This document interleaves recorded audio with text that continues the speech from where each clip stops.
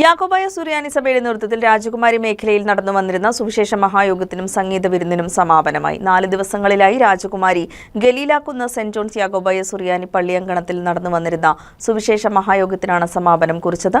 8ഓളം ഇടവകയിൽ നിന്നുമായി നിരവധി ഭക്തജനങ്ങളാണ് സുവിശേഷ മഹായോഗത്തിൽ പങ്കെടുത്തത്. യാക്കോബായ സുറിയാനി സഭ അങ്കമാലി ഭദ്രാസനത്തിലെ ഹൈറേഞ്ച് മേഖലയിൽ രാജകുമാരി കേന്ദ്രീകൃതമായി പ്രവർത്തിക്കുന്ന 8 പള്ളികളുടെയും സംയുക്ത ആഭിമുഖ്യത്തിൽ നടത്തിവരുന്ന രാജകുമാരി മേഖല 17ാമത് സുവിശേഷ മഹായോഗവും ഹെവൻലി വോയിസിന്റെ സംഗീത വിരുന്നിനും സമാപനം കുറിച്ചു. 26-ാം തീയതി ഫാദർ ഐസക്കോർ എപ്പിസ്കോപ്പ തിരിതെളിച്ചതോടെ തുടങ്ങിയ സുവിശേഷ മഹായോഗം 4ാം ദിവസമായ 29-ാം തീയതി സമാപിച്ചു. 4 ദിവസങ്ങളിലായി പ്രമുഖ വചന പ്രഘോഷകർ പ്രഭാഷണം നടത്തി.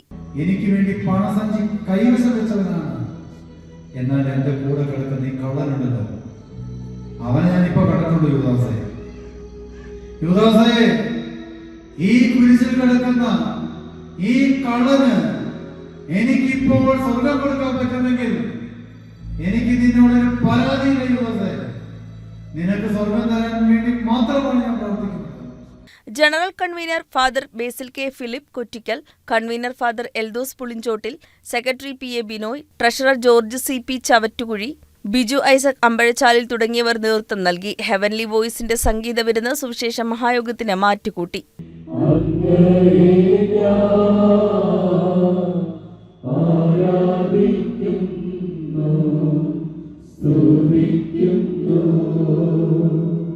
വിവിധ ഇടവകയിൽ നിന്നുമായി നിരവധി ഭക്തജനങ്ങളാണ് വചനപ്രഘോഷണം കേൾക്കുവാനും അനുഗ്രഹം പ്രാപിക്കുവാനുമായി എത്തിച്ചേർന്നത്.